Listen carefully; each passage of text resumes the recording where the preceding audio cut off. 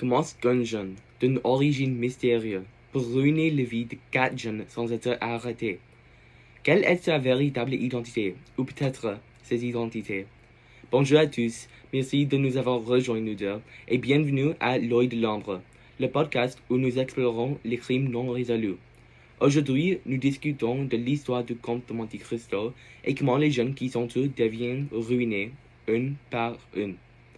Nous avons raison de croire que le comte de Monte Cristo est non plus qu'un déguisement de quelque sorte, et notre but est de découvrir sa vraie identité ainsi que ses motivations cachées. Et comment ferons-nous ça?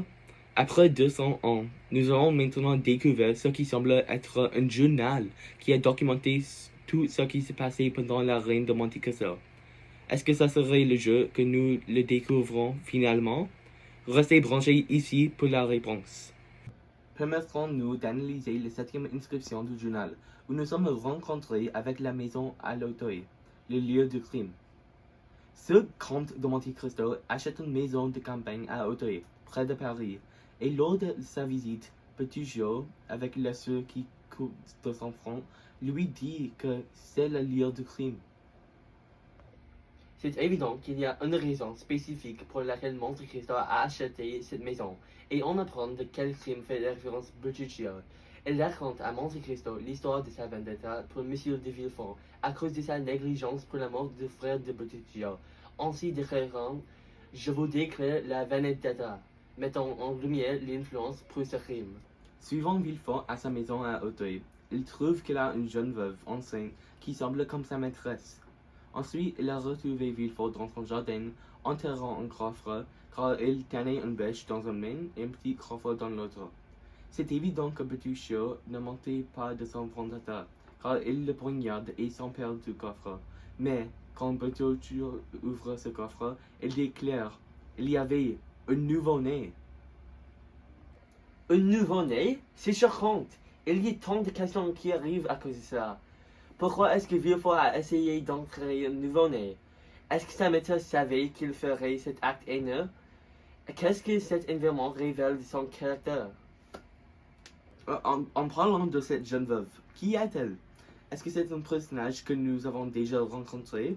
En général, qui sait comment cet enterrement va affecter le déroulement de l'histoire? On sait maintenant que Villefort est capable de faire des actions haineuses, et je m'inquiète de quel niveau allait-il pour atteindre ce but. Chanceusement, l'enfant, Benedetto, est encore vivant, et Bertuccio le confie à sa belle-sœur, mais l'enfant grandit pour devenir un criminel. Aurait-il un impact plus tard dans cette histoire, principalement sur Villefort pour le laisser mourir? Où est-il maintenant? Par la suite, Monte Cristo dit quelque chose à Bertuccio très mystérieux. Il lui dit, peut-être qu'un jour, vous serez vengé aussi. Intéressant. Il a fait une allusion que, peut-être, il l'aidait à se venger. Mais pourquoi? Est-ce que Monte Cristo l'a-t-il aussi connu dans notre temps? Peut-être cela révélait quelque chose de l'origine de Monte Cristo? Qu'est-ce que ça peut entraîner plus tard? Ensuite, cette inscription nous dirige à la première vengeance, la perte financière de Danglars. Dans cette partie du journal, Monte Cristo lance un plan élaboré pour déstabiliser Danglars, l'ancien comptable du Pharaon devenu baron et banquier influent. Désireux de ruiner Danglars, Monte Cristo cherche un moyen de l'atteindre sans le confronter directement. Et comment faisait-il ça? Il commence par lui dire, monsieur, si ces sommes sont trop importantes pour votre banque, j'irai m'adresser à des autres. Même en établissant un rapport de force par le premier rencontre dans ce chapitre, il a-t-il l'intention de Danglars? Cette citation démontre l'approche calculée de Monte Cristo, ce qui rend évident sa richesse et son influence pour exercer une pression sur Danglars. Donc il prépare pour quelque chose de grand. Mais qu'est-ce qu'il a planifié? Bien, en profitant de son influence, Monte Cristo rend une visite à un télégraphiste et lui offre une somme importante en échange d'un petit service, modifier un message en transmettant une fausse nouvelle au ministre de l'Intérieur. Cette nouvelle indique que le roi d'Espagne est en route pour reprendre le trône.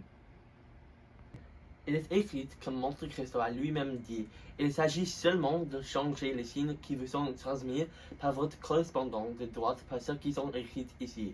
Ici, Monte Cristo révèle la simplicité du plan et sa manipulation. Cette demande ne semble pas trop importante, mais elle démontre à quel point il est prêt à exploiter ses faiblesses humaines, en l'occurrence le télégraphiste, pour arriver à ses fins. Qu'est-ce que Dongler a fait pour le motif de faire cet acte avec une telle diligence? On peut voir que cela en a fait la peine. Dongler, informé de cette nouvelle, vend immédiatement ses actions espagnoles pour éviter des pertes sans se douter que l'information est fausse. Cette vente rapide affaiblit sa position financière. Et donc c'est tout ce qui est le pire? La fausse information est révélée le lendemain, et Dongler se retrouve grandement appauvri, corroboré par la citation « Le roi d'Espagne n'est pas revenu sur le trône ». C'était une erreur du télégraphe. Cette phrase expose la capacité de Monte Cristo à créer des illusions et à manipuler les perceptions d'autres. Pour Dongler, la révélation du roi est un choc qui démontre sa précipitation et son manque de vérification, le menant à une perte financière majeure. Sa cupidité a conduit à sa chute. Je ne pense pas qu'il y ait plus à dire. La manipulation de Monte Cristo fonctionne parfaitement. Cela m'a fait penser, pourquoi Monte Cristo cible-t-il la torture de Dongler de cette manière indirecte? Penses-toi qu'il cherche seulement à la ruiner financièrement ou bien quelque chose de plus symbolique? Je pense qu'on approche lentement, mais certainement, à l'identité de Monte Cristo. À mon avis, je dirais que ce plan était exécuté d'une main de maître et illustre parfaitement la patience et l'intelligence de Monte Cristo. Il semble prendre plaisir, presque sadique, à voir son ennemi s'auto-saboter.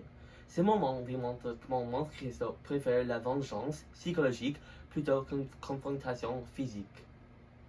Par ailleurs, ce personnage du télégraphiste, dirais-tu qu'il est ici une victime ou une complice?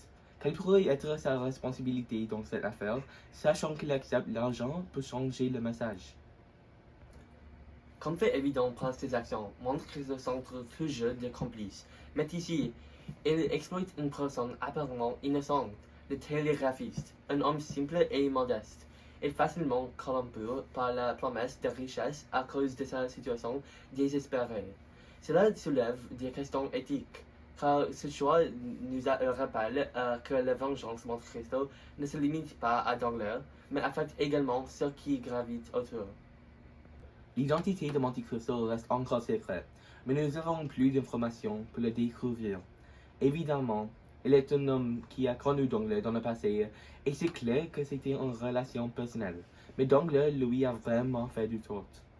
Pour continuer à la 9e partie de ce journal, on découvre ce qui se passe à Caderousse et à sa complice pendant le vol chez Monte Cristo.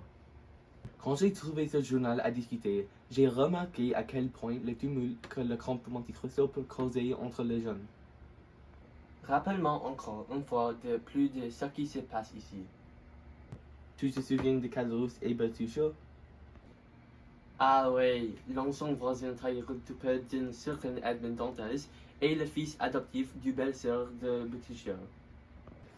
Exactement. On apprend ici qu'ils se sont échappés de prison avec l'aide de Lord Wilmore. Benedetto a fait un alias Andrea Cavalcanti, n'est-ce pas? Il entre dans la haute société parisienne avec l'aide de Monte Cristo et épouse Eugénie Dongler. C'est bizarre. Lord Wilmore et Monte Cristo, deux hommes pas mal inconnus, mais les deux aident Benedetto. Peut-être, mais passons à ce qui se passe après. Caderousse a fait chanter à Benedetto de l'aider à cambrioler la maison du comte de Monte Cristo. Et sinon, il va révéler sa vraie identité. C'est pas mal injuste de faire ça à votre ami. Ne t'inquiète pas, je veux que le karma lui est venu, car ce cambriolage tourne mal. Benedetto poignarde Caderousse 3 fois pour le débarrasser et garder sa véritable identité secrète. Caderousse lui dit « À l'assassin, je meurs ». Je demande à l'audience, est-ce que cet acte de Benedetto de poignarder Caderousse était justifié? L'a-t-il fait dans le moyen de protection ou de cruauté? Tu ne croiras pas ce qui suit prochainement. L'abbé Busoni trouve Caderousse, condition Caderousse à lui demander de l'aide. Mais cet abbé dit simplement, d'une manière calme, bonsoir, cher monsieur. On a même connu l'abbé Busoni en avant, ouais. C'était l'homme qui a donné à Caderousse le diamant en échange de l'information concernant la dénonciation d'Edmond Dantes. Mais que fait-il ici? L'abbé Réval, je ne suis pas l'abbé Busoni. Tu m'as connu autrefois. Donc il n'était pas de ce qu'il semblait, c'était une déguise. Qu'est-ce qu'il veut signifier quand il dit tu m'as connu autrefois? Ceci est très majeur pour notre but de découvrir la vraie identité de Monte Cristo, puisque cet abbé doit être certainement lié à Monte Cristo, car sinon pourquoi était-il à sa maison? Dans le journal, c'est rédacté, mais cet abbé lui dit je suis. C'est dommage, nous étions si proches à découvrir sa vraie identité, mais enfin, il le laisse mourir à cause de la trahison. Cependant, on voit que Caderousse est mort avec un visage de choc et surprise. Pense-toi que c'était justifié de laisser Caderousse mourir? Est-ce qu'il l'a mérité? On ne sait pas l'intention de cet acte et vraiment de quoi Caderousse a fait pour mériter ça. Mais si je dois deviner, je ne pense pas que c'était justifié. On doit aussi considérer pourquoi Caderousse était un baignard dans le premier lieu. Et il était un meurtrier. Mais ce crime était seulement influencé par le diamant que l'abbé lui a donné. Avec la considération que Caderousse est un ivrogne et qu'il doit publier sa honte, ça devrait être assumé qu'il réagirait dans cette manière folle s'il était donné de tel argent. Si on peut considérer l'abbé Busoni et le comte de Monte Cristo comme des amis avec un même plan de vengeance, je pense qu'il devient de plus en plus évident qu'ils sont consumés par la vengeance, puisqu'ils contribuent maintenant aux morts des jeunes. S'ils faisaient ces actes dans une manière de justice, si ça peut être considéré à ce point, cela montre la dualité en équilibrant la justice avec les extrémités de la vengeance. Bien réfléchi. Maintenant, laissons-nous compiler ce qu'on a trouvé jusqu'à date. On a Monte Cristo qui a fait une allusion qu'il aiderait Bertuccio avec sa vendetta contre Villefort. Il a contribué à la ruine financière de l'Anglais. Un certain Lord Wilmore qui a aidé Benedetto à s'évader de prison. Et maintenant l'abbé Busoni qui maintenant laisse Caderousse pour mourir à la maison du comte de Monte Cristo. L'abbé Busoni, le comte de Monte Cristo et Lord Wilmore ayant ceux deux qui ont témoigné pour Monte Cristo, mais on a découvert que l'abbé Busoni n'existait pas. Est-ce que c'est possible qu'il soit une déguise de la même personne?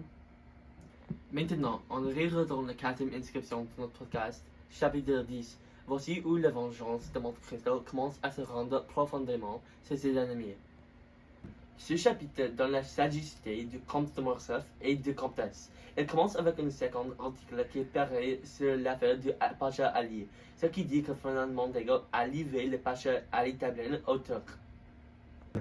Oui, Fernand de Morcerf est l'un des personnages principaux du comte de Monte Cristo. Il débute comme un héros militaire, un riche aristocrate et le mari de la belle Mercedes. Il est tout ce qu'un homme peut désirer, sauf la paix de l'esprit. Mais à mesure que nous approfondissons son histoire, nous commençons à voir des fissures dans sa façade, des fissures qui finiront par mener à sa fin tragique. On a besoin de se souvenir que Fernand a dénoncé le jeune marin il y a 20 ans, Edmond Dantes. Il a détruit la vie d'Edmond Dantes en l'envoyant au château d'If et il a volé sa fiancée, Mercedes. Et c'est là où nous en sommes aujourd'hui. Nous ne sommes pas en présence d'un cas isolé de personnes tombées en disgrâce. Le suicide de Fernand est l'aboutissement d'une vie construite sur le mensonge, la culpabilité et surtout un passé qu'il a désespérément tenté de cacher. Mais que s'est-il passé? Pourquoi cet homme apparemment puissant, qui avait tout, richesse, statut et une femme amant, a-t-il fini par se suicider? Ce chapitre donne la sagacité du comte de Morcerf et de comtesse. Il commence avec un second article qui paraît sur l'affaire du Pacha Ali, ce qui dit que Fernand Mondego a livré le Pacha Ali Tablin au Turc. Quand ce comte s'est rendu chez les chambres de père, il trouvait que la séance était déjà ouverte, avec une jeune fille qui l'attendait comme témoin. Mais, qui est peut-être cette fille? C'est l'esclave grec de Monte Cristo, Aidé. Puis, cette jeune fille fait référence aux grandes cicatrices sur sa main droite du comte de Morcerf, en disant « Si je le connais, même si j'oubliais son visage, je reconnaîtrai facilement les larges cicatrices qu'il a sur la main droite. » Cette description a solidifié les accusations sur Fernand Mondego. Bien sûr, mais n'importe quelle personne pouvait décrire une caractéristique physique, notamment une large cicatrice. Pensez-vous qu'il y avait d'évidence pour accuser Fernand? Est-ce qu'il serait vraiment dénoncé s'il n'avait pas quitté la salle? C'est une bonne question, mais on peut dire que c'était la peur qui a contrôlé cette décision.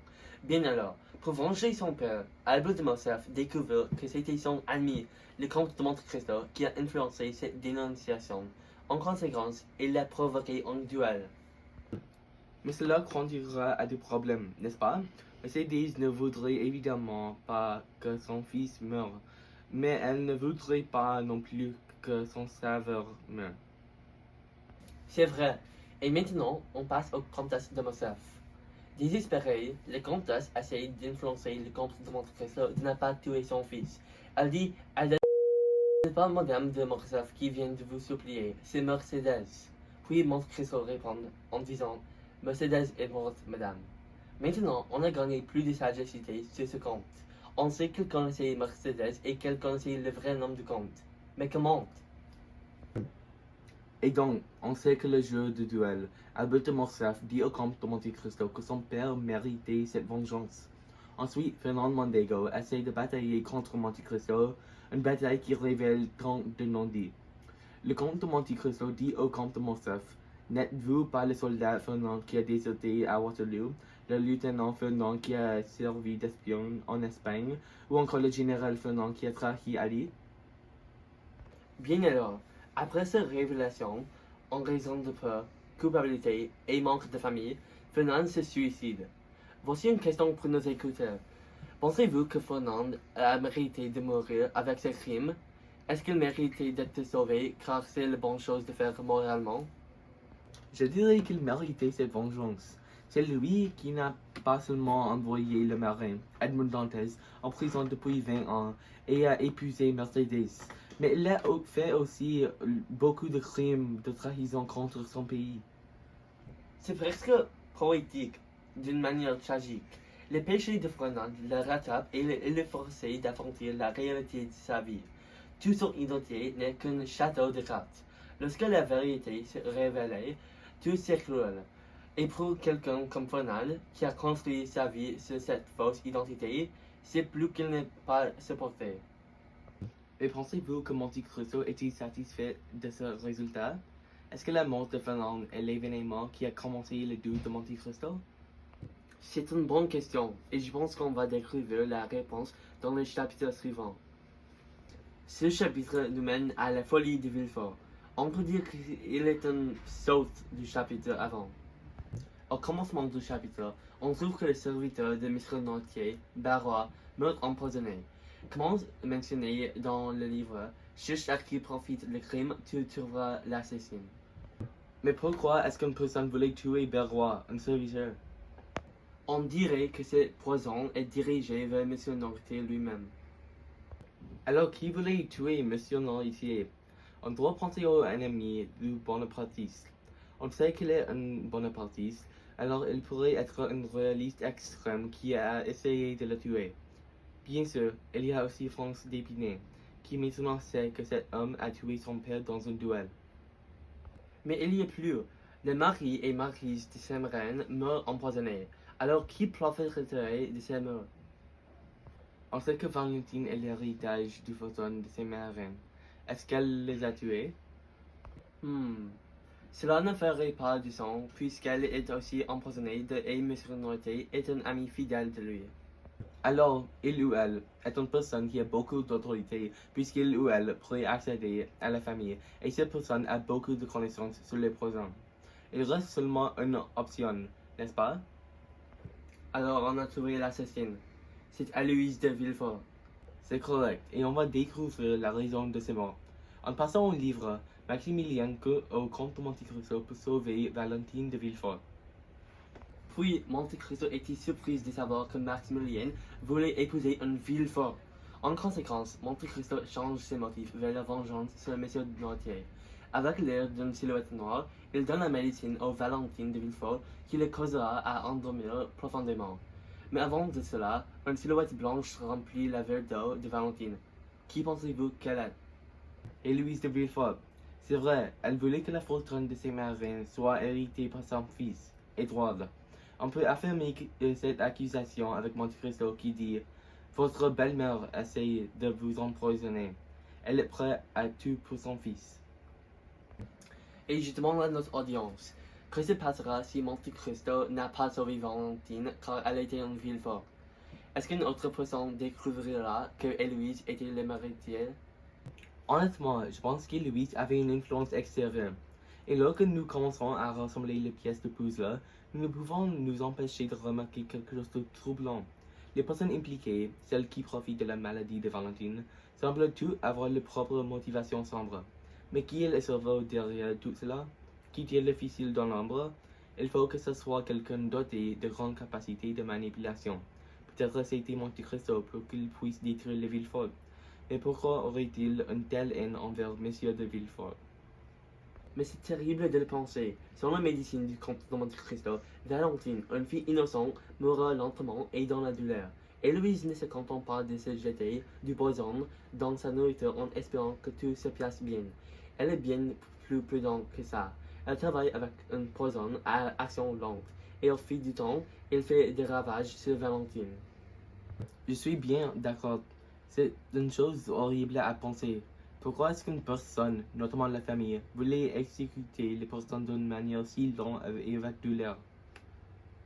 En même temps que Valentine est morte, Andrea Cavalcanti, alias Benedetto, est arrêté pour l'assassination de Caderousse. Avec la mort de sa femme, M. de Villefort accuse Madame de Villefort, Héloïse, d'être meurtrière et il l'a demandé de se suicider. Aux séances, Benedetto dit que M. de Villefort est son père biologique et qu'il a essayé de l'enterrer dans un coffre depuis qu'il était un nouveau-né.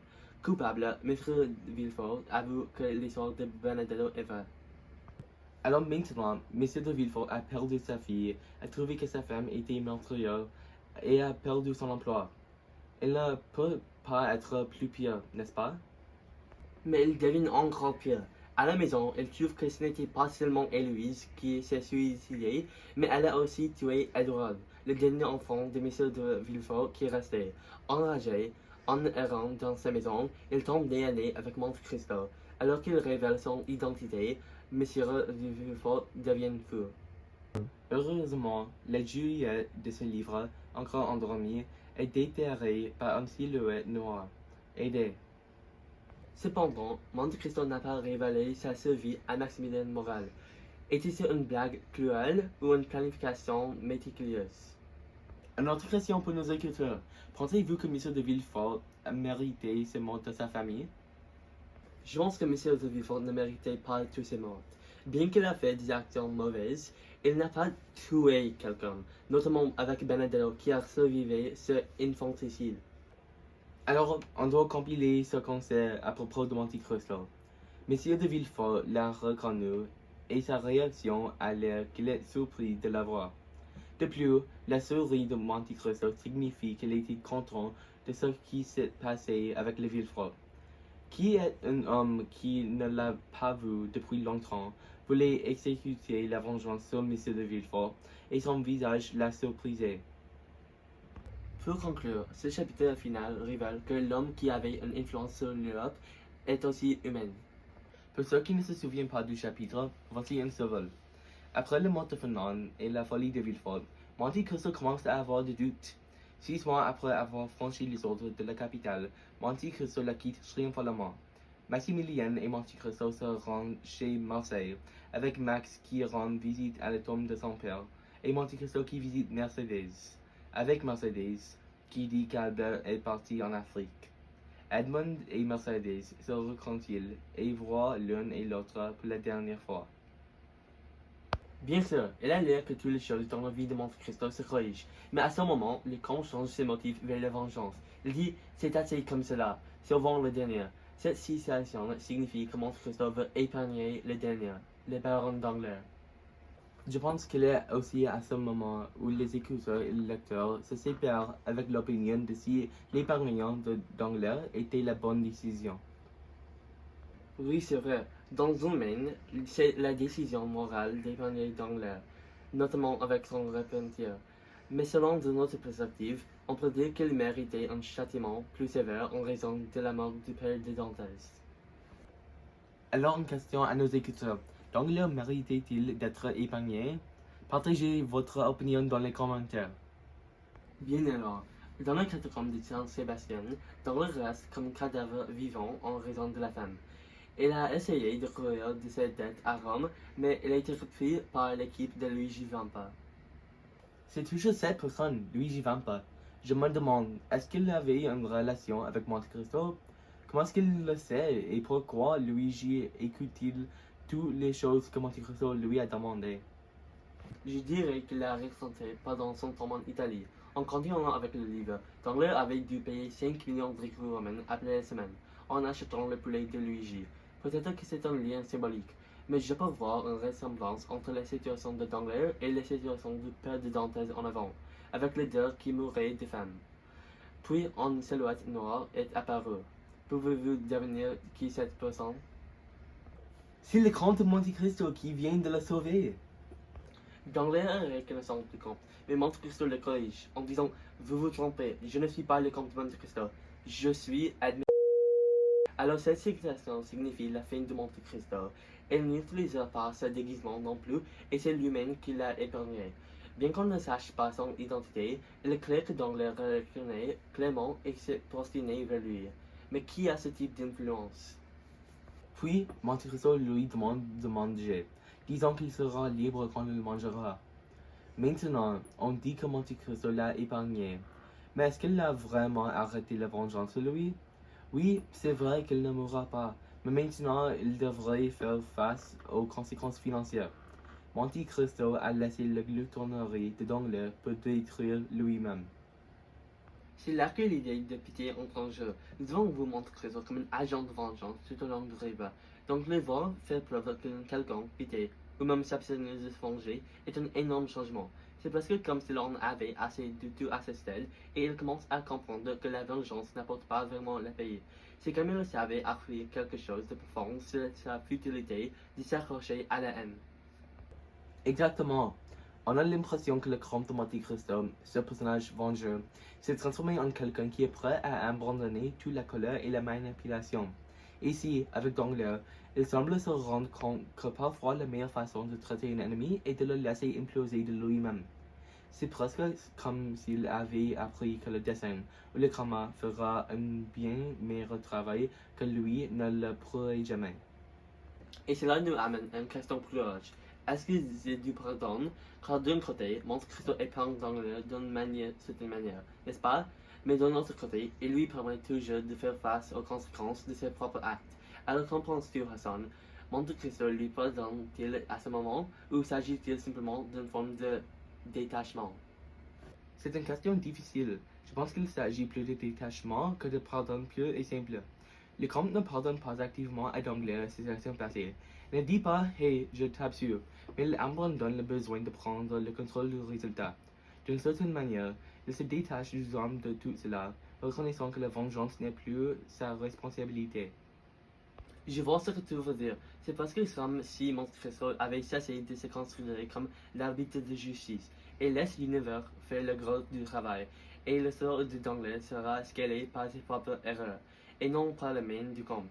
Ce qui est, en un sens, sa propre forme de justice. Vous ne trouvez pas? Oui, absolument, c'est poétique, vraiment. La chute de Danglars est due à ses propres vices, la cupidité, la corruption et la trahison. Le comte n'a pas besoin d'empirer les choses car, d'une certaine manière, Danglars est déjà condamné lui-même. Et en ce sens, le refus du comte d'intervenir ressemble à l'acte de sagesse ultime. Savoir comprendre du recul et laisser la vie suivre son cours.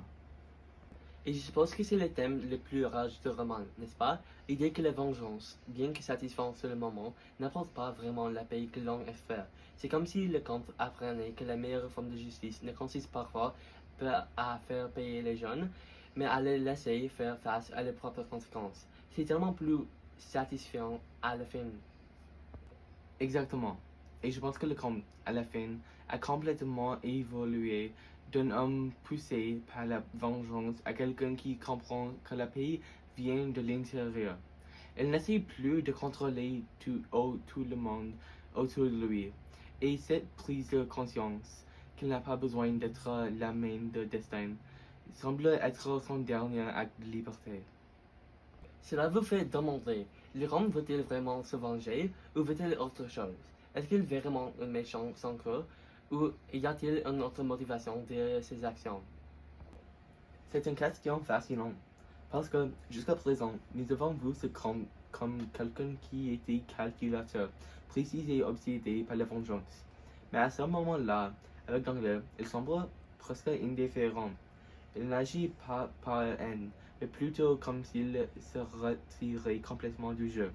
Une autre question pour notre audience. Est-il vraiment heureux à la fin du livre? Est-il satisfait du résultat? Nous devons donc nous demander, qui est cet homme? Et pourquoi, après tout, choisirait-il d'épargner son ennemi de cette façon? On dit donc que Monte Cristo a exécuté la plupart de ses vengeances, mais qui est cet homme mystérieux? Réfléchissons. Qui est l'homme qui a voulu se venger de M. de Villefort, Fernand et Danglars? À mon avis, la seule raison pour ce type de vengeance serait que ces trois hommes ont détruit la vie du Monte Cristo qui les attendait. Évidemment, on peut dire qu'ils ne le reconnaissaient pas, donc beaucoup de temps a dû s'écouler avant cette vengeance. Mais on peut aussi voir que Monte Cristo a beaucoup de talent de manipulateur. Ok, donc c'était certainement quelqu'un qu'il connaissait dans le passé. Commençons par Danglars. Avant de venir en Espagne, il travaillait comme comptable sur le Ferron, un navire appartenant à M. Morel. D'accord, donc il se pourrait que ce soit quelqu'un qui travaillait sur le navire ou qui au moins connaissait son emploi. Nous pouvons également voir que Monte Cristo prend un grand soin de Maximilien Morel, ce qui suggère qu'il connaissait peut-être aussi M. Morel. Cela renforce mon hypothèse selon laquelle il a travaillé sur le Ferron. Cependant, comme nous l'avons vu avec la confrontation de Monte Cristo avec la comtesse de Morcerf, elle a pu facilement le connaître. Peut-être était-il d'anciens amis ou même amants. Allons encore plus loin. Fernand Mondego était marié à Mercedes à présent, ce qui suggère qu'il a dû avoir un conflit avec l'ancien amant ou ami de Mercedes. Ok, concluons ce que nous savons jusqu'à présent. Monte Cristo travaillait sur le Ferron, il aimait clairement M. Morel, il était un proche ami de Mercedes et Fernand ne l'aimait pas. Oh mon Dieu, il ne reste qu'une seule option. Pensez-vous qu'il est vrai qu'il est le comte de Monte Cristo? Oui, c'est choquant, mais c'est la seule option logique. Le comte de Monte Cristo est Edmond Dantes, le jeune marin qui avait été envoyé en prison pendant 20 ans. Mais comment a-t-il pu survivre la prison? La réponse la plus raisonnable est qu'il s'est évadé. Je ne sais pas exactement comment, mais nous savons déjà qu'Edmond était une personne déterminée et intelligente. En tant que marin, il avait déjà l'expérience des eaux et aurait pu retrouver facilement son chemin vers la maison. Donc tout cela a finalement fait du sens. Cela explique la raison pour laquelle Mercedes avait un sentiment personnel à son égard, comment il connaissait tant d'informations sur Fernand Mondego et pourquoi il voulait ainsi ruiner Villefort, l'homme qui l'a injustement poursuivi. Alors, laissons la parole à nos auditeurs. Qu'en pensez-vous? Edmond parvient-il vraiment à ce moment-là, ou s'agit-il plutôt de lui-même qui abandonne enfin son besoin de contrôle? Et pensez-vous que Danglars mérite cette miséricorde? Nous aimerions connaître votre avis. En conclusion, on voit que les trois hommes ont reçu un type de vengeance, avec Fernand qui s'est suicidé, Villefort qui est devenu fou et Danglars qui a perdu toute sa fortune. Nous vous remercions beaucoup et on espère que vous avez aimé cet épisode. On a trouvé que la vraie identité du comte de Monte Cristo était Edmond Dantes et qu'il avait un bon motif pour se venger. Nous avons vu la transformation de l'identité du comte Monte Cristo et qu'il était aussi humain, avec le sauvage devant la guillotine de Villefort et l'épargnement d'Anglars. Dans la première instruction, on voit le meurtre de Caderus et l'enterrement du nouveau-né par M. de Villefort. Cependant, tous ces événements mènent au conte de Monte Cristo, ce qui signifie son intelligence et sa patience. Edmond Dantes n'a directement tué rien de personne, malgré le fait qu'il a influencé les morts des jeunes en utilisant des mots. Il l'a fait pour garder sa conscience avec soin. Mais pensez-vous qu'il est aussi coupable? Ensuite, je dirais que ce livre représentait le thème du manque. Bien qu'Edmond Dantes sentait la vengeance sur les hommes, il n'était pas entièrement satisfait vers la fin du livre. Il a encore manqué Mercedes, il n'a pas de famille, et la mort de ces hommes ne l'a pas rendue heureuse. Ce livre démontre le fait que des fois, malgré ce que vous faites, il y a des choses que vous ne pourriez pas récupérer. Enfin, nous vous remercions encore et cochez le subscribe pour voir les autres épisodes comme ceci dans l'avenir. Merci.